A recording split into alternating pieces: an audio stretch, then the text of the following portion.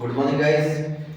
ये 5 क्वेश्चन जो दिया गया है पॉलिनोमियल का, जो कि बहुत ज़्यादा इंपॉर्टेंट है, एक एक करके इसको सॉल्व करेंगे।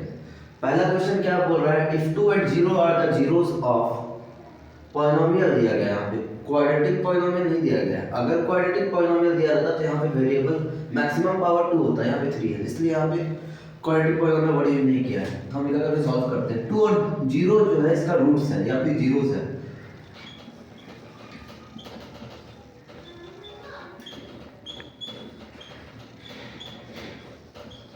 x plus b is equal to 0। अब क्या करते हैं, यहाँ पे फंक्शन x का वैल्यू एक बार 2 पुट करेंगे, पुट x इक्वल टू 2, क्योंकि इसका जीरोस है तो इसको सेटिस्फाई करेगा। तो 2 इंटू 2 का क्यूब माइनस 5 इंटू 2 का square plus a into 2 plus b equal to 0। तो 2 का क्यूब होता है 8, 8 2 जा 16 माइनस 2 का स्क्वायर होता है 4, 4 5 जा 20 plus 2a plus b is equal to 0। तो यहाँ पे इक्वेशन क्या बच गया, 2a plus b minus 4 equal to 0। तो 2a plus b is equal to 4, ये इक्वेशन 1। पहला रूट पुट किए तो ये आया। दूसरा root put x equal to 0, तो 2 इंटू सब 0 का क्यूब माइनस 5 इंटू 0 का square plus a into 0 plus b, मतलब ओवरऑल सब 0 आ गया। तो 0 plus b is equal to 0, मतलब b का वैल्यू क्या आ गया, 0। b का वैल्यू 0 आ गया, तो यहाँ पे जाके पुट कर देते हैं b का वैल्यू को। तो 2a plus b is equal to 4 है, तो 2a plus 0 is equal to 4, तो 2a इक्वल टू 4, तो a is equal to 4 upon 2। तो a का वैल्यू क्या आ गया, 2। तो बड़ा आसानी से a और b का वैल्यू निकाल दिए। ये सब क्वेश्चन भी एग्जाम में पूछ देता है, बोर्ड एग्जाम में। तो इसमें इसको देख लेते हैं, ये क्वेश्चन नंबर 1 रहा। अभी टोटल 5 क्वेश्चन करेंगे, तो इसको स्क्रीनशॉट ले लीजिएगा।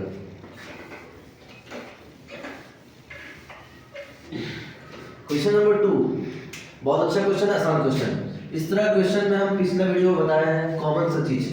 फंक्शन क्या है, x पे दिया गया है। फंक्शन x पे दिया गया है 4x प्लस 3।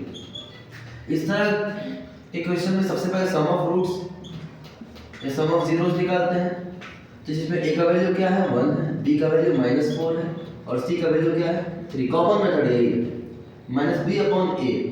तो माइनस माइनस प्लस हो जाएगा, इसका अपना माइनस है, तो ओवरऑल 4 आ गया। और प्रोडक्ट ऑफ जीरोस क्या आ गया, c अपॉन a, तो 3 अपॉन a 1 इक्वल टू 3 आ गया। अब क्वेश्चन डिमांड किया find the value of a, इसका वैल्यू निकालना है। इसका अल्फा का power 4 beta square, alpha square beta का पावर 4। अब इस तरह क्वेश्चन हमको क्या पता, इसके और इसके फॉर्म में लाना। कुछ कॉमन दिख रहा है दोनों में, यहाँ भी अल्फा स्क्वायर, यहाँ अल्फा का 4 4, यहाँ पे अल्फा स्क्वायर। तो छोटा कौन है, अल्फा स्क्वायर कॉमन ले लेंगे। यहाँ बीटा स्क्वायर या बीटा का छोटा कौन है, तो बीटा स्क्वायर कॉमन ले लेंगे। तो बचा क्या, यहाँ पे अल्फा स्क्वायर निकल गया, तो अल्फा का पावर 2 बचा। यहाँ बीटा निकल चुका है, बीटा स्क्वायर, यहाँ कुछ नहीं बचा। यहाँ पे अल्फा स्क्वायर निकल चुका है, तो बीटा का पावर 2 निकला, तो बीटा। अब ये बताओ, इसको क्या कह सकते हैं, अल्फा बीटा का होल स्क्वायर। इसको क्या कह सकते हैं, याद है, a square plus b square कह सकते हैं। a प्लस b का whole square minus 2 alpha beta. अब ये सब सम ऑफ रूट्स और प्रोडक्ट ऑफ रूट्स के टर्म में आ चुका है। सम ऑफ रूट्स और प्रोडक्ट ऑफ रूट्स के टर्म में आ चुका है। अल्फा इंटू बीटा का वैल्यू क्या दिया गया है, 3, तो 3 का स्क्वायर। अल्फा प्लस बीटा का वैल्यू क्या दिया, 4, तो 4 का स्क्वायर माइनस 2 इंटू 3, तो 3 का स्क्वायर 9 होता है, 4 का स्क्वायर 60 माइनस 6, तो 9 इंटू 10 इज इक्वल टू 90। तो इसका आंसर 90 आ गया। इससे स्क्रीनशॉट ले लीजिए, इंपॉर्टेंट क्वेश्चन, अच्छा क्वेश्चन है, देख के डरे नहीं। सबसे कॉमन सा method sum of roots product of roots निकाल लीजिए, उसके बाद जो होगा देखा जाएगा, इतना टेंशन लेने की जरूरत नहीं। बता देते हैं इसको। क्वेश्चन नंबर 3 की ओर बढ़ते हैं। क्वेश्चन नंबर 3 की ओर बढ़ते हैं। फिर यहाँ पर दिया अल्फा और beta are the zeros of any quadratic polynomial. तब दिया गया x तुरंत, यार फंक्शन वगैरह बात नहीं, फंक्शन लेकिन x पे और y का वैल्यू का डिमांड किया है। बड़ा आसान क्वेश्चन है, देखते हैं। x² minus 6x plus y, ये दिया गया है। यहाँ पे a का वैल्यू बताइए क्या है, ये फंक्शन x पे ही दिया गया है। यहाँ y का वैल्यू पूछा, मतलब फंक्शन x पे दिया गया है। a का वैल्यू क्या है, 1 है, b का वैल्यू क्या है, -6 है, और c का वैल्यू क्या है, y। पहले कॉमन मेथड क्या सिखाया है, sum of zeros minus B upon A तो minus minus 6 upon 1 is equal to 6। Product of zeros क्या आ गया आपका y c अपॉन a, मतलब y अपॉन a 1, मतलब y आ गया। और एक क्या दिया गया है, एक इक्वेशन दिया गया है, और तो इसको हम मान सकते हैं, इसको इक्वेशन 1 मान सकते हैं। Alpha plus beta is equal to 6, ये इक्वेशन 1 हो गया हमारा। और क्या दिया गया है 3 alpha plus 2 beta is equal to 20, ये इक्वेशन 2 हो गया। अब ये दोनों की मदद से, दोनों को सॉल्व करके हम क्या इसका वैल्यू निकाल सकते हैं, अल्फा और बीटा का, सॉल्विंग 1 एंड 2। यहाँ पे एलिमिनेशन मेथड का यूज करके देखिए आराम से हम क्वेश्चन को सॉल्व कर सकते हैं।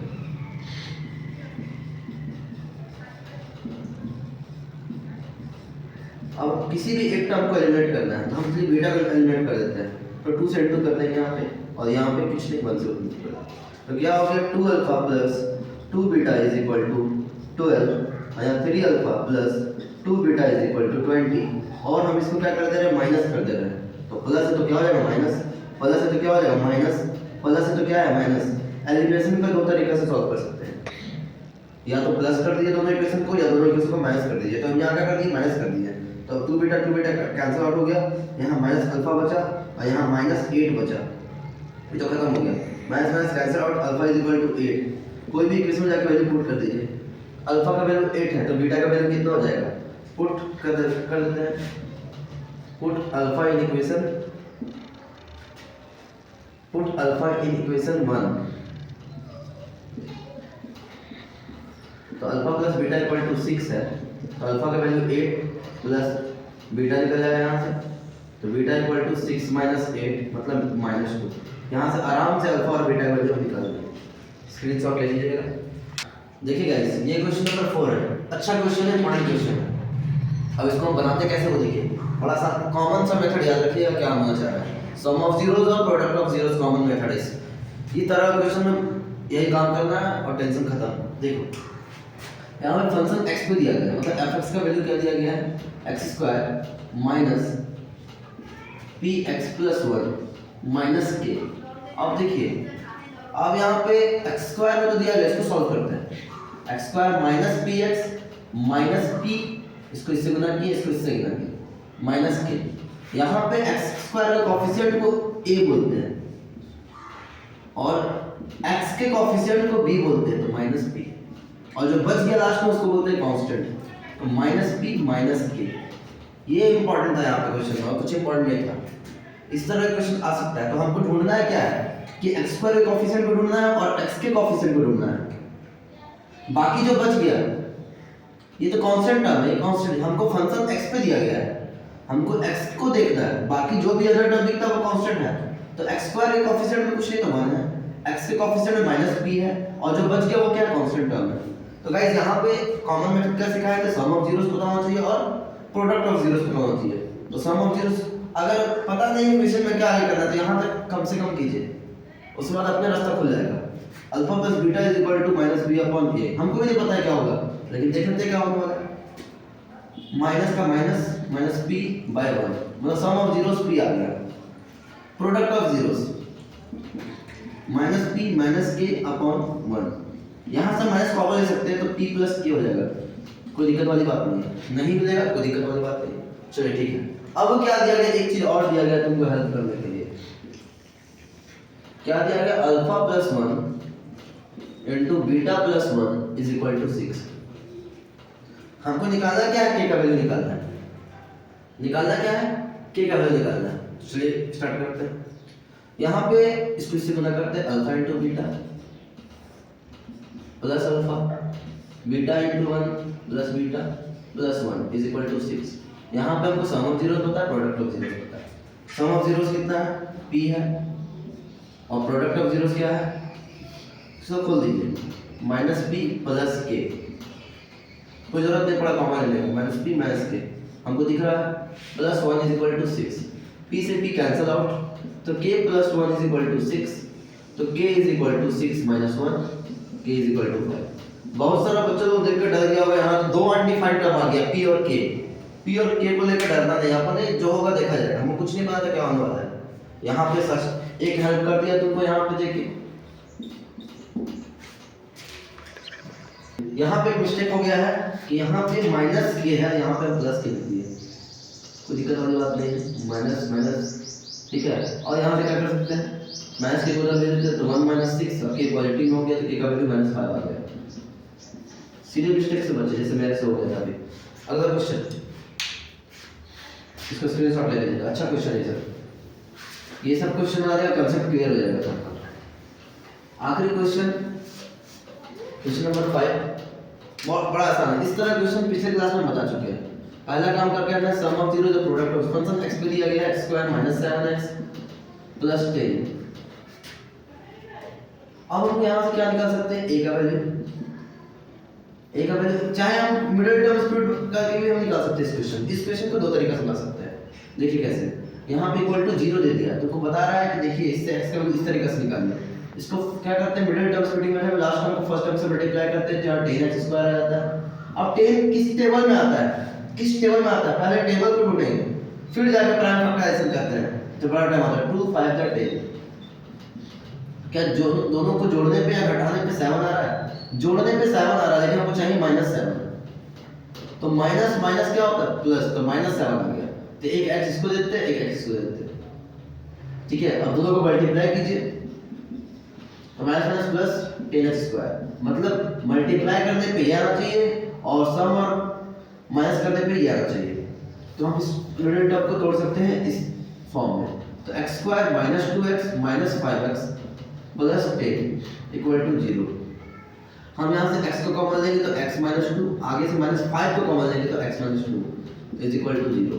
यहाँ पे x - 2 कॉमन दिख रहा है हमको, x - 2 निकाल दिए यहाँ से, यहाँ पे क्या बचा x - 5 = 0। एक बार x - 2 को 0 से इक्वेट कर देंगे और एक बार x - 5 को 0 से इक्वेट कर देंगे, तो x का वैल्यू 2 आ गया, x का वैल्यू 5 आ गया, तो अल्फा का वैल्यू 2 और बीटा का वैल्यू 5, ठीक है। तो यहाँ पे सम ऑफ जीरो ऐसे निकल सकता था, लेकिन ये लॉन्ग मेथड है, इसके थ्रू नहीं जाए, ये लॉन्ग मेथड है। मिडिल टर्म क्यों करेंगे, तो जब हमको कॉमन सा मेथड है, तो इसको लॉन्ग मेथड को छोड़ के यहाँ पे अब फिर वापस हमको sum of zero product of zero निकालना पड़ेगा। लेकिन यहाँ से a का वैल्यू क्या होगा 1, b का वैल्यू क्या हो जाएगा -7 और c का वैल्यू क्या हो जाएगा 10। सम ऑफ जीरोस क्या हो जाएगा -b/a, तो -7/1, तो 7 आ गया। देखिए यहाँ पे भी सम ऑफ जीरोस निकालेंगे तो 2 + 5 7 ही आएगा। तो ये मेथड को ना अपनाएं, ठीक है।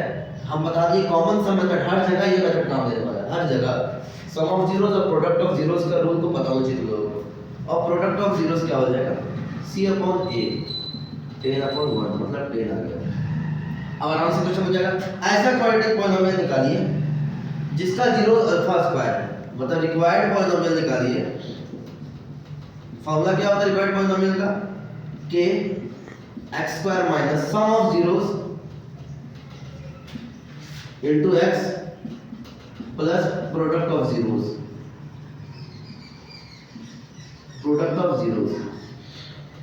तो k², यहाँ पे जीरोस किसको लेना है, तो यहाँ पे जीरोस बोला है कि अल्फा स्क्वायर होगा और बीटा स्क्वायर है, तो ये जीरोस का सब मतलब alpha square plus beta square का सब इनटू यहाँ पे जीरोस क्या बोला, अल्फा स्क्वायर और beta square.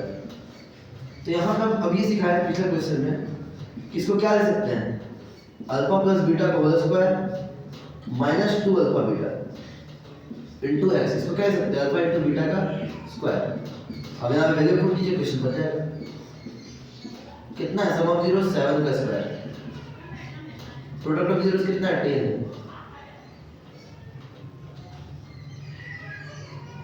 Into x plus 10 का स्क्वायर। तो आराम से सॉल्व करते हैं, x² minus 49 minus 20 x plus 100, तो क्या हो गया, x² माइनस 29x प्लस 100, ये रिक्वायर्ड पॉलिनोमियल। ये 5 क्वेश्चन बहुत इंपॉर्टेंट क्वेश्चन है। Thank you so much.